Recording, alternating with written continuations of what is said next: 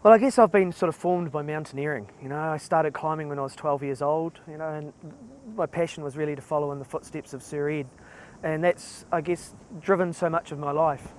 In New Zealand, everyone's a rugby player. For me, it was exactly the opposite. I was a skinny little kid and I had to find something safer, so it was mountaineering. I started climbing. My first job was as a mountaineer at 18 years old, and then I guess it puts a framework on your life that you can sort of treat it as a metaphor for the rest of your life, and hopefully that's what I've done.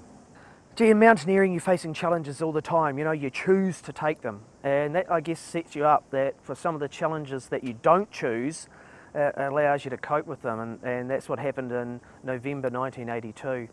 I got stuck on the summit of Mount Cook for 14 days, stuck in a tiny little ice cave, and got frostbite so severe I had both legs cut off just below the knee on Christmas Eve 1982.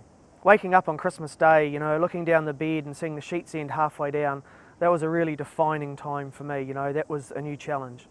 And it wasn't so much the new challenge to learn to walk again, to climb, to ride a bike, whatever. It's the challenge to learn how to think, how to think about advantage in life and not disadvantage. I mentor a lot of young disabled people, and the first thing I say to them is, "You're so lucky," because if you can deal with your disability, gee, the rest of life's got to be easy.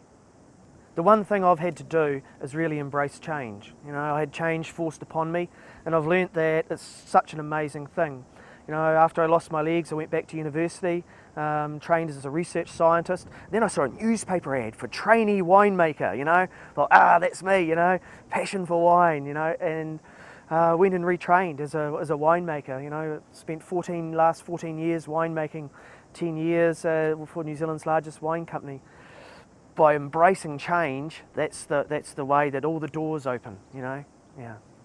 Everest has always been sort of there in the background for my whole life, the whole concept of following in the footsteps of Sir Edmund Hillary, it's our great New Zealand icon. And I thought I'd lost that chance, for many years after I lost my legs, and then I realised that, if you really want it, you can get it. It was a biggie though, I've been a mountaineer my whole life. I know what mountaineering entails. I'd climbed the 6th highest mountain in the world, Choyu, and I thought it would be twice as hard as Choyu, but it was 10 times as hard in so many different ways. It's not just physical hard, but it's mental hard, it's emotional hard, it's intellectual hard. It's not a place for human beings. Many of the things we do in life are really selfish, mountaineering, business, and I think the critical thing is that for each one of those you tag onto it the ability to make a difference in life. And that for me has been my core. That's the most exciting thing that's come out of Everest, isn't the fact that I did it, but it's all the opportunities to help other people, the opportunities to build Limbs for All, the charity. It's those opportunities that come out of doing some of those really great things that are the really important thing in life.